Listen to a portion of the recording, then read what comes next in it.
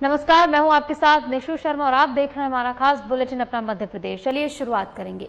भारत के पूर्व राष्ट्रपति रामनाथ कोविंद के जन्मदिन पर देश भर से लगातार शुभकामनाओं का सिलसिला जारी है।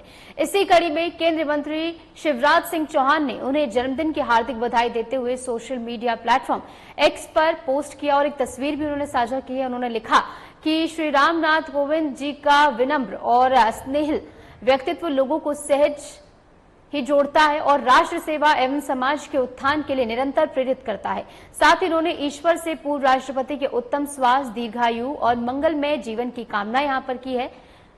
तो पूर्व राष्ट्रपति रामनाथ कोविंद के जन्मदिन पर लगातार उन्हें बधाइयां दी जा रही हैं और इस बीच केंद्रीय मंत्री और पूर्व मुख्यमंत्री शिवराज सिंह चौहान ने रामनाथ कोविंद को उनके जन्मदिन पर बधाई दी है और इसी के साथ साथ एक तस्वीर भी उन्होंने साझा की है।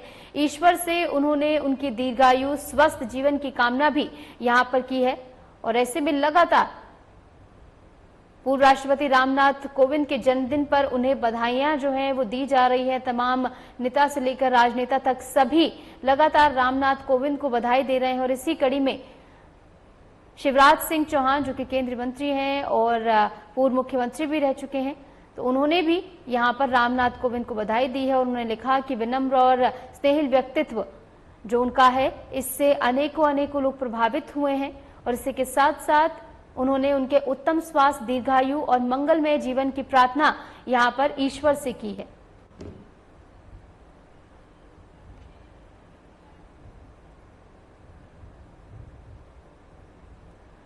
तो शिवराज सिंह चौहान ने यहां पर बधाई दी है और ऐसे में रामनाथ कोविंद के जन्मदिन पर उन्होंने बधाई दी है।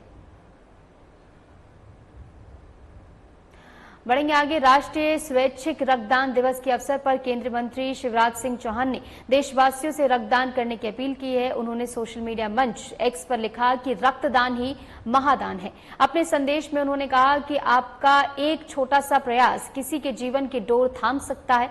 उन्होंने सभी नागरिकों से इन पुनीत कार्य में भागीदारी निभाने और दूसरों को भी इसके लिए प्रेरित करने का आह्वान यहां पर किया है। तो राष्ट्रीय स्वैच्छिक रक्तदान दिवस पर केंद्रीय मंत्री ने यहां पर अपील की है और इसी के साथ साथ सभी से रक्तदान करने की अपील यहां पर केंद्रीय मंत्री शिवराज सिंह चौहान ने की है और इसी के साथ साथ यहां पर शिवराज सिंह चौहान ने सभी से विनम्र निवेदन किया है कि रक्तदान जरूर करें और इसी के साथ साथ आज के दिन रक्तदान शिविर में जाकर रक्तदान जरूर करें, यह अपील उनकी ओर से की गई है।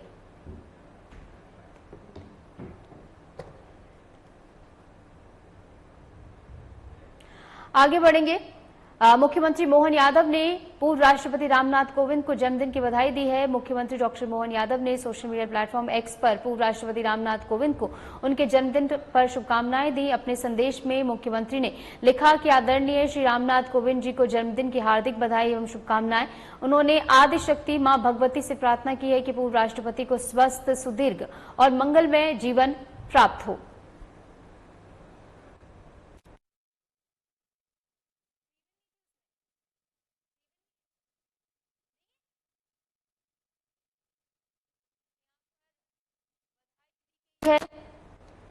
प्रदेश के मुखिया यानी डॉक्टर मोहन यादव ने भी यहां पर रामनाथ कोविंद को उनके जन्मदिन पर बधाई दी है और इसी के साथ एक तस्वीर भी उनकी ओर से साझा की गई जिसमें बधाई देते हुए यहां पर नजर आ रहे हैं और रामनाथ कोविंद के जन्मदिन पर लगातार शुभकामनाओं का सिलसिला जारी है।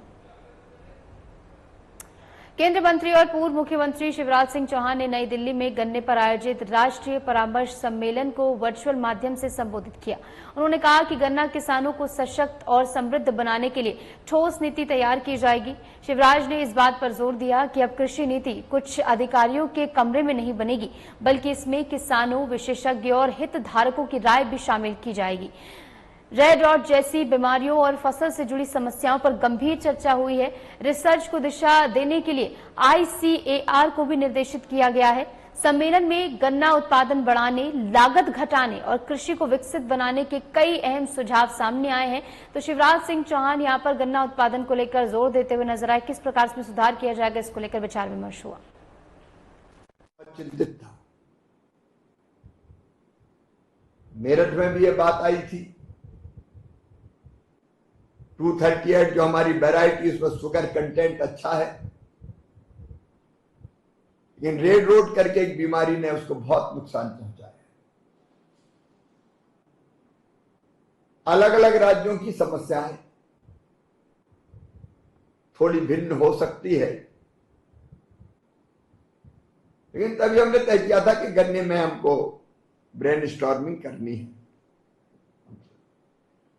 आज आप जो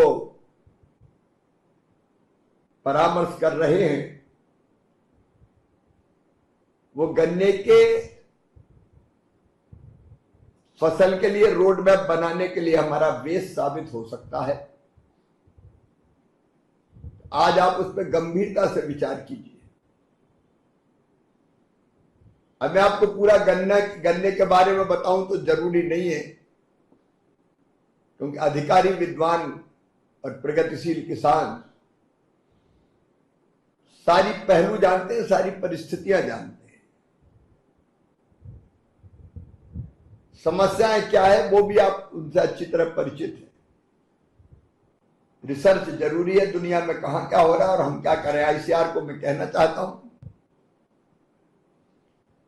रिसर्च का पूरा रोड मैप और गन्ने के लिए एक अलग टीम तय कर दें और मुझे बताएं।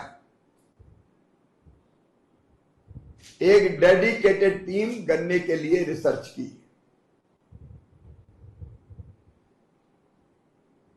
जो व्यवहारिक समस्याएं आ रही है उस पर रिसर्च करो भाई। रिसर्च अब किसान की जरूरत देख के होगी। जिस रिसर्च का कोई फायदा सीधे किसान को नहीं है, उस रिसर्च का मैं क्या करूंगा। किसान के मतलब की रिसर्च चाहिए, इंडस्ट्री के मतलब की रिसर्च चाहिए। आज जो सुझाव आए, मैं आपसे कहना चाहता हूं स्टेक होल्डर्स से कि आप रिसर्च काय में चाहिए आपको, आप बताइए ना, मैं रिसर्च की वही दिशा तय करूंगा। और वैसे ही डेडिकेटेड गन्ना में हमारे वैज्ञानिकों ने काफी काम किया है। 238 ने प्रारंभ में अच्छा मुनाफा दिया है किसान को। शुगर कंटेंट हो, बाकी मामले हो, फायदे का सौदा थे। रोगों ने उसको घाटे के धंधे की तरफ पहुंचा दिया है। और हमको लगातार ये सोचना पड़ेगा, एक वैरायटी कितने साल साइमल्टेनियसली हम दूसरी वैरायटी पे भी काम करते रहे। एक अगर समस्या बने तो दूसरी तैयार है। ये एक संघर्ष है रोगों से मुकाबले का। हमने तय किया विकसित कृषि संकल्प अभियान में कि हम क्रॉप वाइज रोड मैप भी बनाएंगे। कृषि नीति अब ऐसे नहीं बनेगी और कुछ अफसर बैठ के भी नहीं बनाएंगे। हितधारकों से परामर्श के बाद ही हमारे राज्यों की कृषि नीति और देश की कृषि नीति, उसमें जब परिवर्तन और संशोधन की जरूरत होगी हम करेंगे। मित्रों, हमने ये तय किया है कि कृषि का रोड मैप बनाएंगे तो हम राज्य वार भी बनाएंगे, क्योंकि हर एक राज्य की एग्रो क्लाइमेटिक कंडीशंस अलग है। माटी, जलवायु, पानी, हर एक राज्य का अपना अलग अलग है। तो अभियान में शुरू कर रहा हूं, राज्यों का रोड मैप राज्यों के साथ मिलकर बनाना। राज्यों का मतलब है राज्य में रहने वाले किसान, इंडस्ट्री के लोग, हमारे वैज्ञानिक, हमारे कृषि के क्षेत्र से जुड़े हुए हमारे अधिकारी जो अनुभव रखते हैं, आईसीआर की टीम, केबीके, और एक मैंने तय किया क्राफ्ट वार भी हम रोड मैप तय करेंगे, रोड मैप बनाएंगे। चलिए खबरों में आगे बढ़ेंगे नवरात्रि पर्व की। नमस्कार, मैं हूं आपके साथ निशु शर्मा और आप देख रहे हैं हमारा खास बुलेटिन अपना मध्य प्रदेश। चलिए शुरुआत करेंगे। भोपाल से खबर है जहां सीएम मोहन यादव ने नवरात्रि के पावन पर्व पर प्रदेश एवं देशवासियों को हार्दिक बधाई दी। उन्होंने कहा कि यशस्वी प्रधानमंत्री श्री नरेंद्र मोदी जी के नेतृत्व में देश लगातार प्रगति की ओर अग्रसर है और मध्य प्रदेश सरकार भी उसी दिशा में कदम से कदम मिलाकर विकास की राह पर अग्रसर है।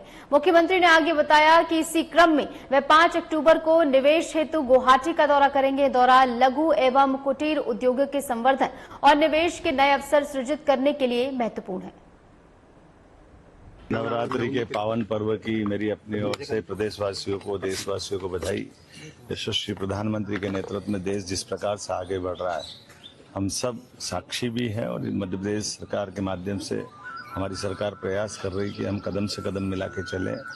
5 तारीख को मैं गुवाहाटी जाने वाला हूं। गुवाहाटी में हमारे खास करके लघु कुटीर उद्योग और उद्यमी संभावना का बड़ा निवेशकों का एक क्षेत्र है और मध्य प्रदेश और असम और पूर्वांचल का संबंध बने, इस नाते पूर्वांचल के दृष्टि से ही हमारी पहली यात्रा रहने वाली है।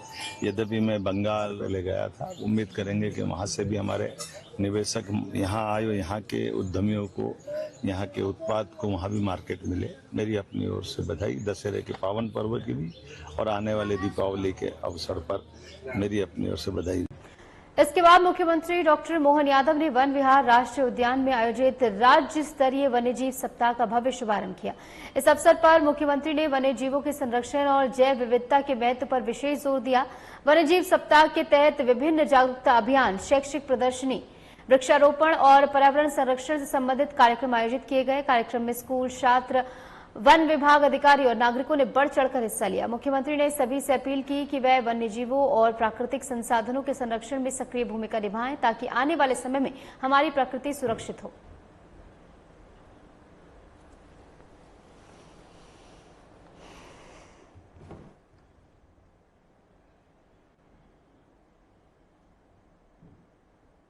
वन्यजीव संरक्षण सप्ताह के शुभारंभ के अवसर पर मंच पर विराजमान वन राज्य मंत्री श्रीमान दिलीप परिहार जी, दिलीप अहिरवार जी, इस अवसर पर हमारे वरिष्ठ नेता राहुल कोठारी जी, एसीएस अशोक वर्णवाल जी, अंबाडे जी, सुब्रमण्यम सेन जी, और इस कार्यक्रम के शुभारंभ के अवसर पर सभी आगंतुक अतिथिगण, विभाग के अधिकारीगण, अलग अलग समितियों के सभी पदाधिकारीगण, प्यारे मित्रों, पत्रकार साथियों, एक साथ कई चीजों की शुरुआत यह हुई है, लेकिन अभी तो माताजी का पर्व चल रहा है। नवरात्रि का आखिरी दिन मां अंबा हम सबकी मनोकामना पूर्ण करे। वसुधा के ये परिवारजनों का मिला जुला कार्यक्रम, वन्यजीव संरक्षण का अभियान, कई बार इसके इकोसिस्टम में आने वाली कठिनाइयां से दुनिया के अंदर जो कठिनाई पैदा होती वो भी अतीत के हिस्से में हम सबको आती है और हमने अतीत की कई चुनौतियों के आधार पर मध्य प्रदेश यशस्वी प्रधानमंत्री के नेतृत्व में हमने सबने देखा बदलते दौर का प्रदेश 2022 में एशिया से गायब होने वाले चीते का परिवार फल रहा, फूल रहा, आगे बढ़ रहा हमारे सबके सामने है। ये फॉरेस्ट डिपार्टमेंट की मध्य प्रदेश सरकार की बड़ी महती उपलब्धि है। ये चीते प्रोजेक्ट से लगा करके गिद्ध प्रोजेक्ट के भी विस्तार से अलग अलग प्रकार की उनकी सारी जीवन की रचनाओं को समझते हुए उन पे जो काम किया जा रहा है, मैं गिद्धों के संरक्षण को लेकर के भी भोपाल के प्रयास की सराहना करता हूं, बधाई देना चाहता हूं। जब बधाई देना हो तो 2-4 ताली क्यों बजना चाहिए, अच्छे ही बजना चाहिए।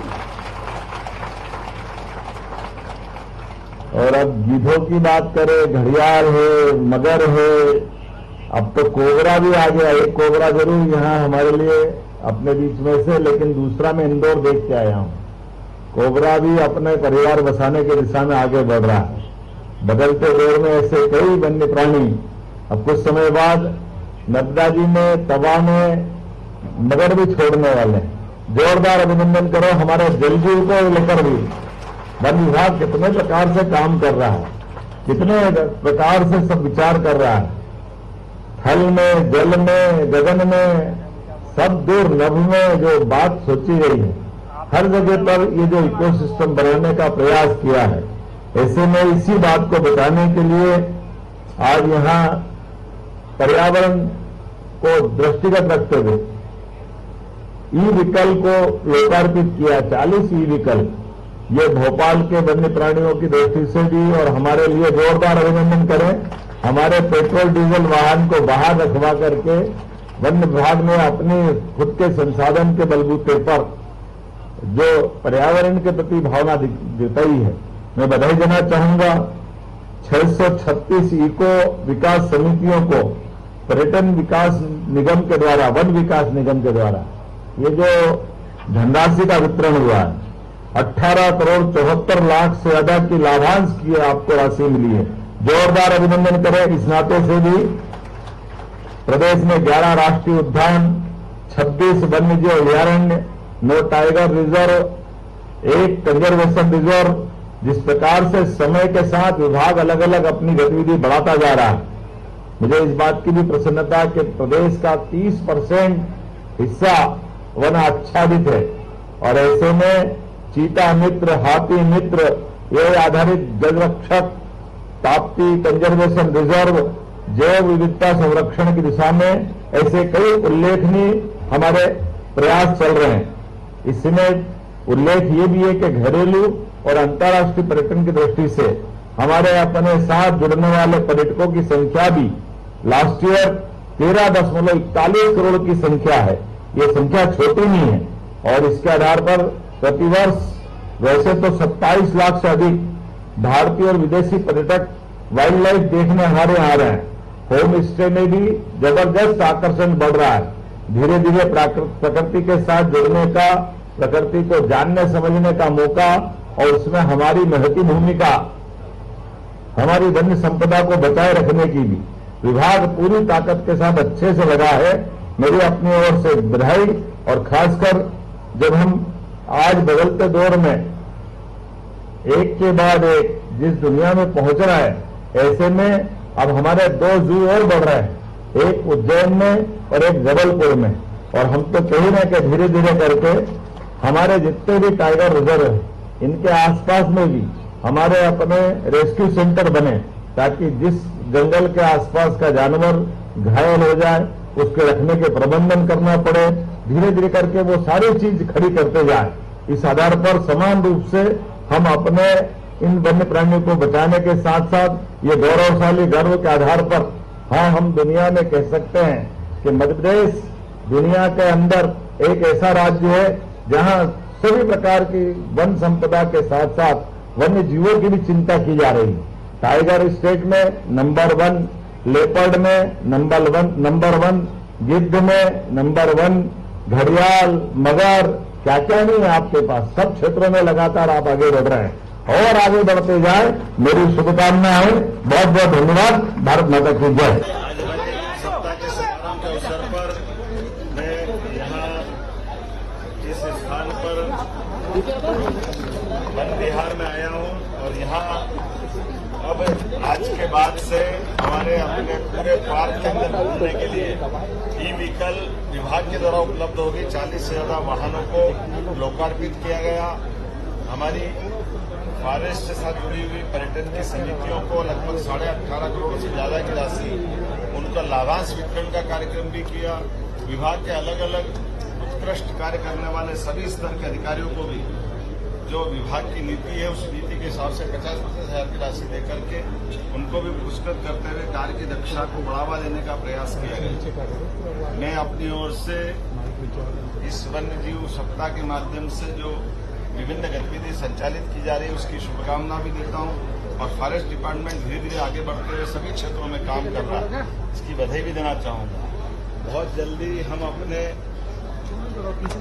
प्रदेश के अंदर मां नर्मदा के फूल धारा में और मां नर्मदा की सहायक तवा नदी में भी मगर जाकर छोड़ने वाले ये हमारे लिए मां नर्मदा की सवारी का उस उनके आवास में, उनके परिवेश में हमारी वन जीवों के प्रति जो जल जीवों को बढ़ावा देने की नीति है उसी का परिवर्तन है। जब प्रदेश के अंदर चीता अपना परिवार बढ़ा रहा है, गिद्ध सफल हो रहे हैं, लेपर्ड हमारे प्रदेश में अच्छी संख्या में आकर देश में नंबर 1 की स्थिति में जा रहे हैं, तो सभी क्षेत्रों में समान रूप से वन जीवों की चिंता करना और थल में, जल में, नभ में सभी प्रकार के जीवों की चिंता करने के लिए सरकार प्रतिबद्ध है। मेरी अपनी ओर से सबको शुभकामना, बधाई। नवरात्रि के पावन पर्व की आज नवमी है, पूरे प्रदेशवासियों को बधाई। कल दशहरे का आनंद है, दशहरे की अग्रिम बधाई। आज वृद्धजन दिवस भी है, वृद्धजन दिवस की भी बधाई। और जैसा हमने कहा कि हमारे सारे क्षेत्रों में धीरे धीरे करके रेस्क्यू सेंटर और जू बढ़ाने की हमारी पॉलिसी, उसी के आधार पर जब ग्वालियर में जू है, इंदौर में जू है, भोपाल में या वन विहार हमारा वन्य प्राणियों को देखने का अच्छा स्थान है, ऐसे करके बड़े बड़े केंद्रों पर धीरे धीरे करके हम संपूर्ण स्थान को आगे बढ़ा रहे हैं। इसी सिलसिले में जबलपुर और उज्जैन में भी जू खोलने वाले हैं। एक एक करके हर स्थान पर जहां हमारे टाइगर रिजर्व भी है, आगे जाकर के रेस्क्यू सेंटर वहां भी स्थापित करते हुए हम सभी की प्राणियों की चिंता करने के लिए आगे बढ़ेंगे। एक बार फिर मेरी अपनी ओर से इस पूरे आयोजन की बधाई। लेकिन अभी तो एक और अच्छी बात है, भावांतर योजना के माध्यम से हमारी सरकार किसानों के लिए, मैं धन्यवाद अदा करना चाहूंगा प्रधानमंत्री माननीय श्रीमान नरेंद्र मोदी जी का और कृषि मंत्री जी का। हमारे यहाँ पिछली बार 4800 रुपये में सोयाबीन का MSP हुआ था। आपको ध्यान होगा कि ये हमारी सरकारों के द्वारा ही रेट बढ़ाए जा रहे हैं, अन्यथा सालों से सोयाबीन के रेट बड़ी तकलीफ में थे। इस साल फिर 500 रुपये बढ़ाकर 4800 के बजाय 5328 रुपये का MSP डिसाइड हुआ है। और ऐसे में हमारी सरकार ने तय किया है कि किसानों को उनका दाम दिला के रहेंगे। तो 5328 रुपये के लिए हमने अपने सारे कलेक्टरों से कहा है कि अपने अपने जिले के अंदर मंडियों के भाव ठीक से मिले। और ऐसे में भी कोई कारण से किसान को वहां अगर 5000 मिलते हैं, 4600, 4500, 4700, तो भावांतर के आधार पर जो किसान 3 तारीख से पंजीयन कराएंगे, पहले 10 से कराने वाले थे, अब हमने उसको और रिडिजाइन किया प्रोग्राम को।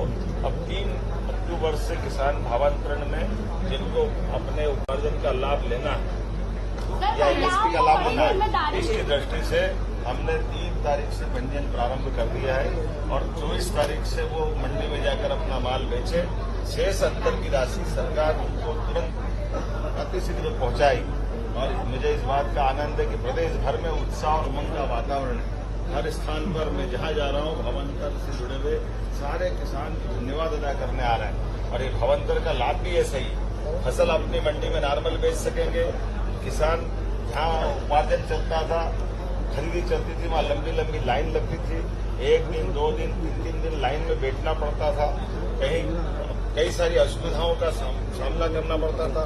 सरकार सारा प्रबंधन करते, फिर भी पिलावटी से लेकर के कई मामलों में दिक्कत आती थी। FAQ से लगाकर कई सारी और चीजें भी रहती थी। ऐसे में सारी चीजों की परेशानी को ध्यान रखते हुए भावांतर योजना हमने लागू करके पूरे देश के अंदर ये हमारा आदर्श उदाहरण बना है।